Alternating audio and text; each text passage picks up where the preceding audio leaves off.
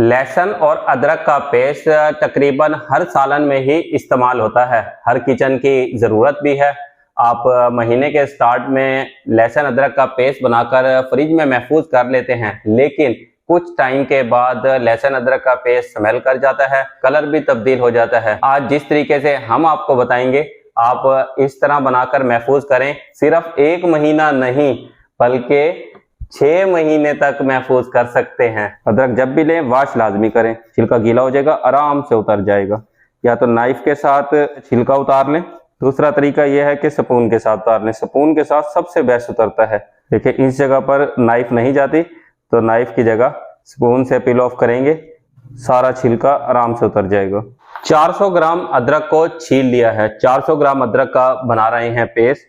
आप अगर ज्यादा क्वांटिटी में बनाना चाहें तो जो जो इंग्रेडिएंट हम ऐड करेंगे उसी हिसाब से बढ़ा भी सकते हैं। अदरक को छीलने के बाद रफली काट कर लें, लेकिन काटना बारीक बारीक है। जितना बारीक काटेंगे उतना ही आसानी से स्मूथली पेस्ट तैयार होगा। ब्लेंडर जार लें, ब्लेंडर जार में डाल देने हैं अदरक। 1 टेबलस्पून ऑयल डालना है। थोड़ा थोड़ा रुक रुक के चलाना है। अगर आपने एक दफा चला के छोड़ दिया, वो घूमता रहेगा, अदरक ऊपर रह जाएगी और नीचे से ब्लेंडर का ब्लेड घूमता रहेगा। 3 चीजें ऐड करेंगे, ऑयल, सिरका और नमक। ऑयल इमल्सिफायर करेगा और इसका कलर नहीं तब्दील होने देगा। सिरका एंजाइम एक्टिविटीज को रोकेगा, जिसकी वजह से पेस्ट खराब होता है। सिरका ऐड करेंगे, कभी भी पेस्ट खराब नहीं होएगा। तीसरी चीज नमक। नमक इसके टेस्ट को बरकरार रखता है। ऑयल मजीद ऐड कर दें। 2 टेबलस्पून ऑयल ऐड कर दिया है। चेक कीजिए, अभी ऊपर वाला वैसे ही है, नीचे पिसना शुरू हो चुका है। अभी तो 2 मिनट हुए हैं पिसते हुए। जो साबित था उसको नीचे कर दिया है।